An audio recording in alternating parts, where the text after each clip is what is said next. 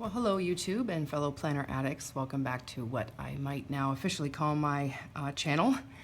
I wanted to start by saying thank you to everyone who provided such amazing encouragement and support for my last video, and to all of those who subscribed. Made me feel like I really needed to do another one, and that nobody was wasting their time. The one consistent thing I think a lot of people were asking about was my bullet journal section. So I thought I would do a little video on that. I was able to do my last video in one take. I hope I can do that again today. Let's see.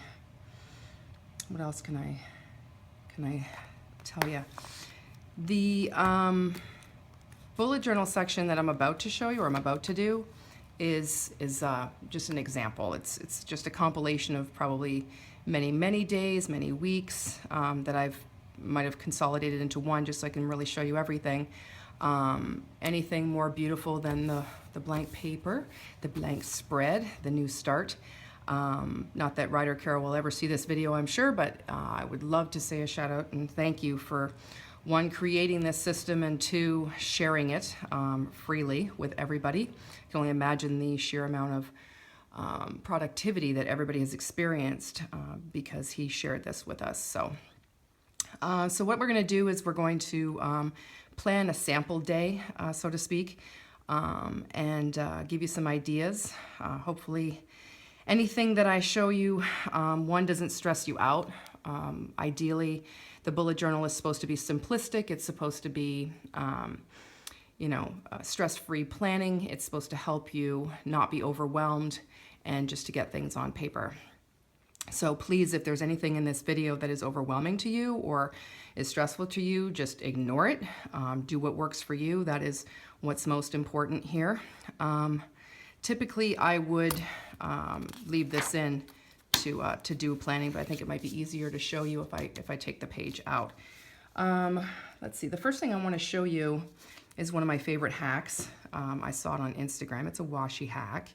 And basically what you do, this is if I wanted to get fancy with my date, and if I could find where the washi started. That would have been good to do before the video started. Sorry about that. I think that's it.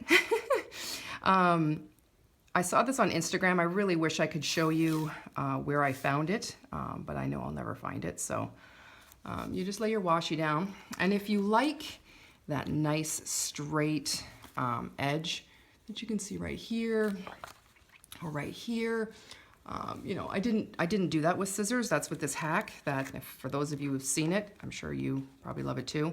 In my first video, I showed you these two pockets. This one's pretty tight because I don't access it all that often. This one I access a lot. You probably thought it's because I am a Starbucks addict. And while that is a little bit besides the point, I have an app on my phone that I access to buy my Starbucks. This is actually for the washi hack. That's why this slot is so open. You just line up your washi where you want to cut it, and you just pull. And you can do that on both sides, wherever you want the line, and you just pull. So that's like one of my favorite things, and that's why this card gets so much action. So I would write the date. Now, for this example, it is going to be March the 18th. Don't ask me why I picked that date. I don't know. It just made sense. So I would look at my phone, which I'm taping on, so I can't show you, unfortunately, what that looks like. But I would look for meetings and that sort of thing, birthdays that might be on my calendar, on my iCal, and I would add that to my daily spread. But first I would write the date. So in this example, we're going to do Friday, March the 18th. So I will write Friday, and I would write March the 18th. For a while I wasn't writing the year, but if you archive and you look back, it's really nice to be able to see quickly what year is this book. So I started putting the actual year on my page. I typically write down the weather. So let's say I looked that up just now on my phone, and it's going to be 43 degrees tomorrow and cloudy, maybe rainy. And it's nice just to flip back and see, wow, we had a cold spell or a warm spell, whatever it may be. Then what I would do is I would look at my monthly calendar. As you can see, there's a birthday, there's a green FT, which means my middle son has a field trip. I have a lunch, and my husband has a softball game. It's also payday, and I have a dentist appointment. So I would write some of that stuff down. I don't know if this is going to show well, hopefully it does, but. So the first thing is Karen's birthday, so I would write that as an event. And I would write Karen's birthday. And I like to draw a little what looks like cake. I will tell you right now, most of my stuff that I have gotten, signifiers and such, are not my own. I found them from culling many blogs and different social media channels and everything like that. So that's a little birthday cake. Then I would write down that my son has a field trip. Now the reason it's still an event is because it doesn't belong to me, it's his. So say he's going to the zoo. And I would write this down the night before, so this for today's purpose, this would be the 17th. Let's see. Now as you can see on the 18th over here, I got all kinds of stuff written down. I've got the field trip, I've got one of my reoccurring tabs. So I would write down that my daughter has a math test. She's also in red. Oh my God, this is horrible. Sorry. So math test. And I would write down that, let's see. Did I have any other appointments on here? Or that are events? I mean, it is a payday, so I'm going to write this as a dot, and I'll explain why. I use YNAB. You need a budget. So my handwriting's horrible right now. Sorry about that. So this actually will be a task. Although it is payday, that's an event. I do need to update my YNAB budget, so I will leave that as a dot. Let's see. So it's the 17th, and I can't remember where I read it, but they suggested that if ever you want to actually work out, make an appointment with yourself. Treat it like you would an appointment with your boss, and put it on your calendar. So let's say I really want to wake up tomorrow morning, and figure it out. I got to get up at about 6:30 to do that. I got to do my cardio. And then one of the little signifiers I saw that was cute, looks like little dumbbells. Sorry, this again, I'm so far away from my page, I can't see what I'm doing. Okay, so that would be that. Then I go through my calendar, which I did want to show you, but unfortunately I can't figure out how to do both, show you on my phone and tape it on my phone. So I'm just going to show you that on my calendar, when I looked at it, it said that I had a 9 o'clock staff meeting, and I had a 10:30 call with a flooring company.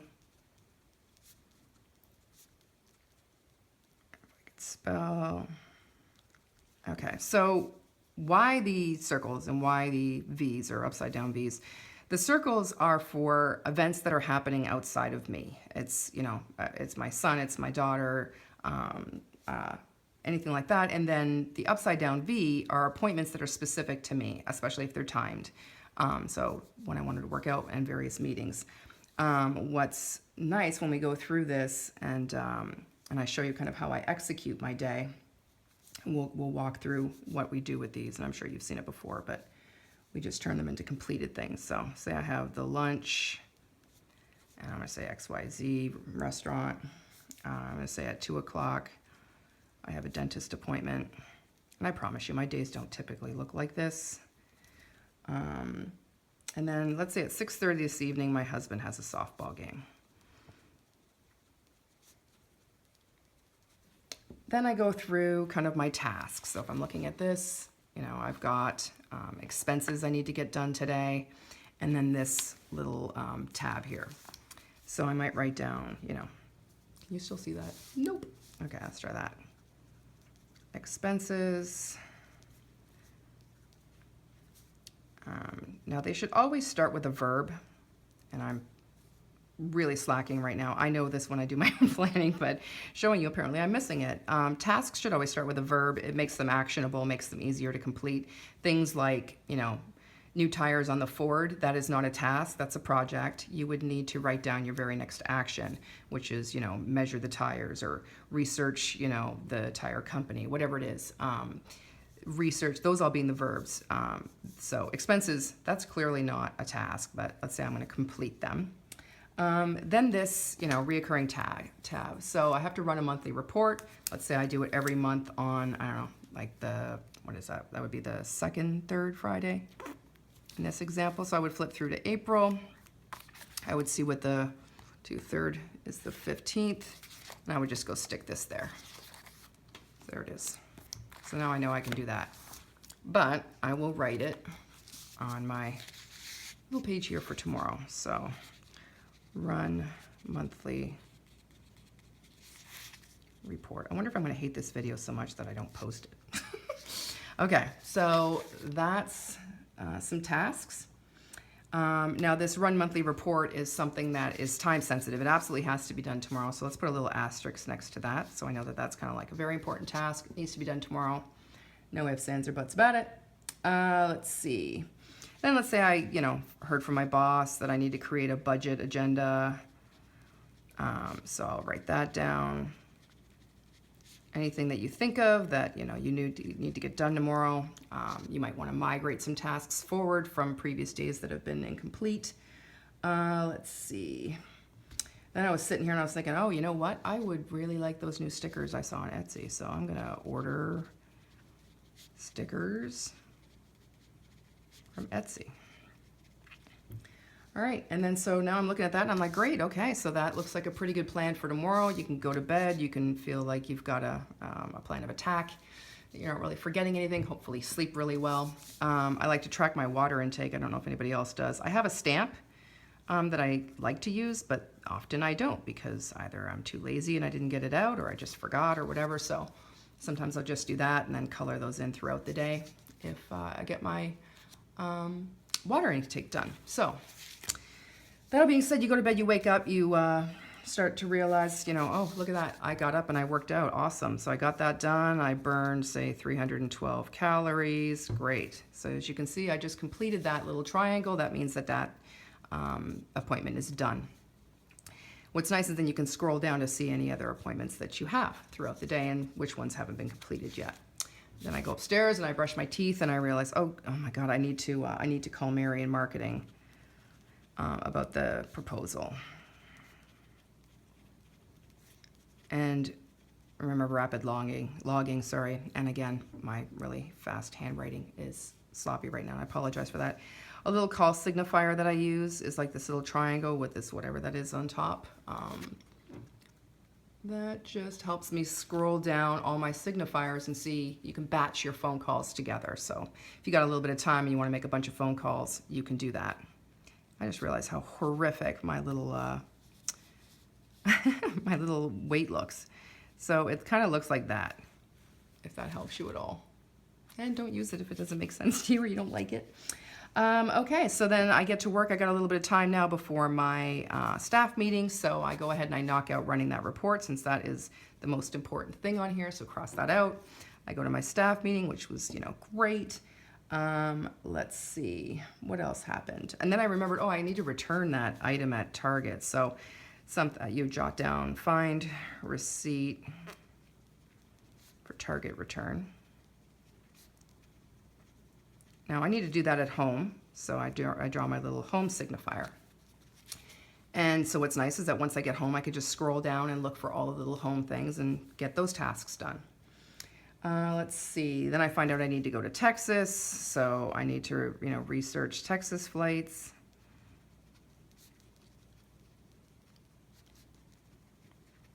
And I think we use the I for that one, for research. Let's see.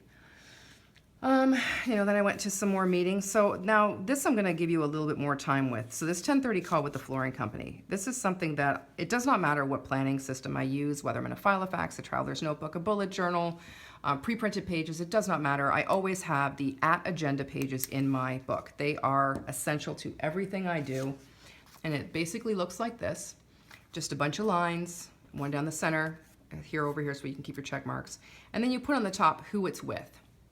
I would recommend that you have one of these with anybody that you meet with on a regular basis or meet with often, whether it be your boss, your assistant, your lawyer, hopefully not, your accountant, if you're in the middle of a home rental project, your contractor, whatever it is, and keep this going. And I always have one open and ready to go with anybody that I talk to or meet with often. So that is an add agenda page, and I'm going to show you right now how I use it. So this 10:30 call with this flooring company, I would flip to my add agenda page in here, which, as you can see, has stuff on it.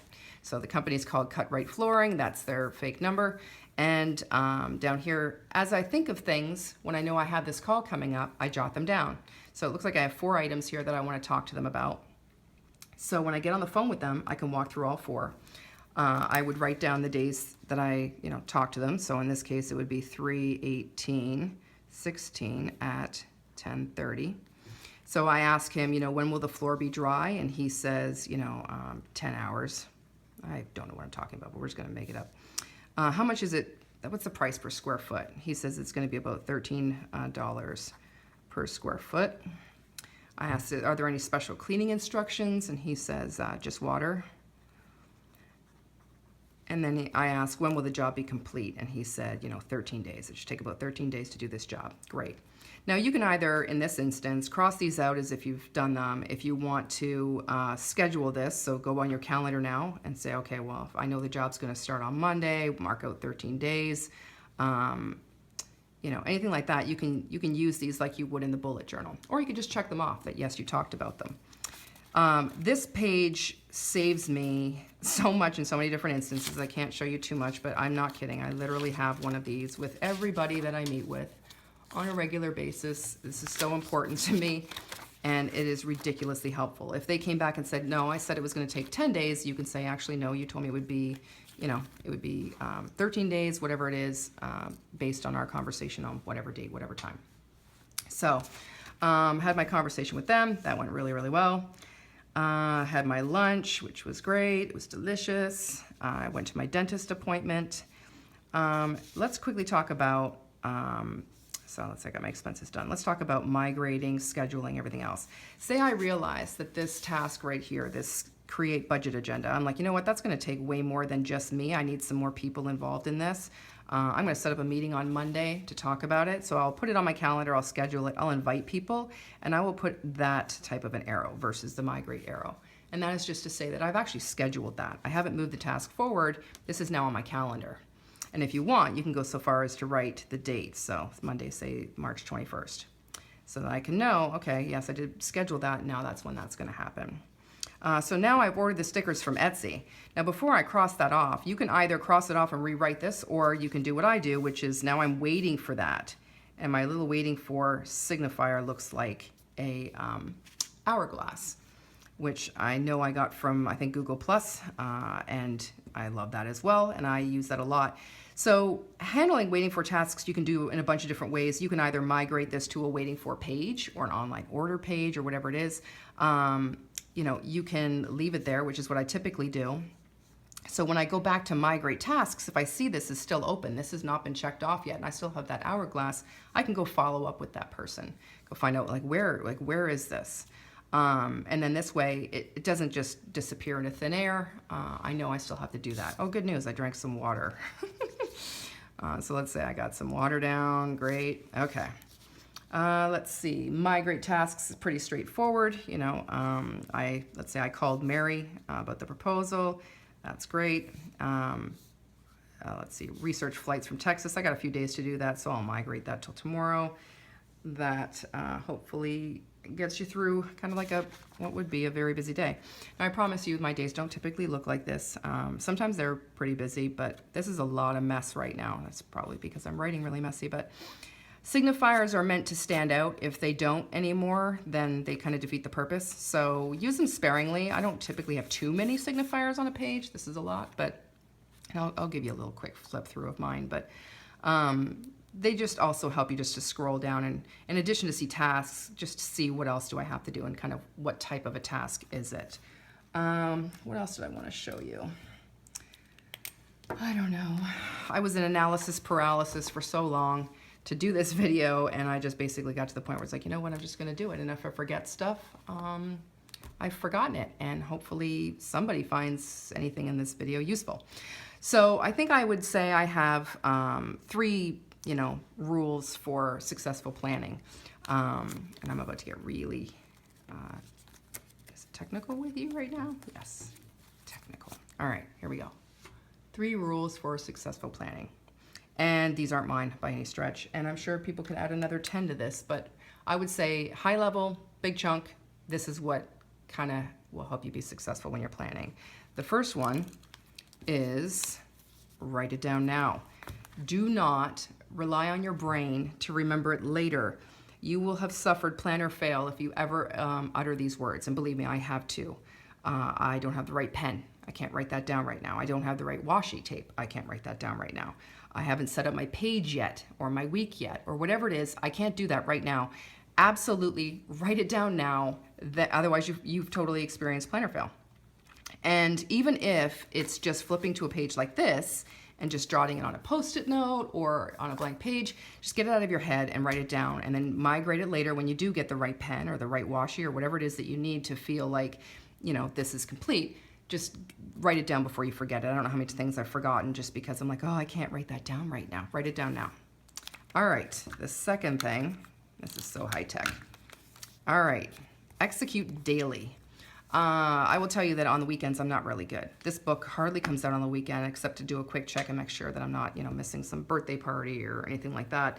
But if you can, on days that I do, on weekends that I do, pull it out and I write down kind of what we're trying to get done or, whatever it is that I want to feel like I was successful. If I actually execute daily, even on the weekends, it is a good day. Things get done, balls are moving forward. It's fabulous. So as much as you can, execute daily, and that includes, this and migrating and all that other fun stuff. The third rule is review weekly. A weekly review, and that's GTD, that's a lot of things. It's just going over kind of your calendar, going over your planner, going over your to-dos, anything, both last week and the upcoming week, to make sure that you've really captured everything. I think I showed in my last video, or I know I did, my little weekly review list. This is basically something that if I just go through, then I remember all, like, oh my goodness, what bills do I have due next week? Or, what's on the project list that I should be making next actions for? What is kind of like simmering and, needs to be done someday, maybe, things I want to do, but, I haven't made it onto this list yet. Is there something I can add now? So I highly recommend a weekly review. I think that helps for successful planning. The third one is for bullet journal enthusiasts out there. These are for people with the hardcover book. This is your bonus tip: index it as soon as possible.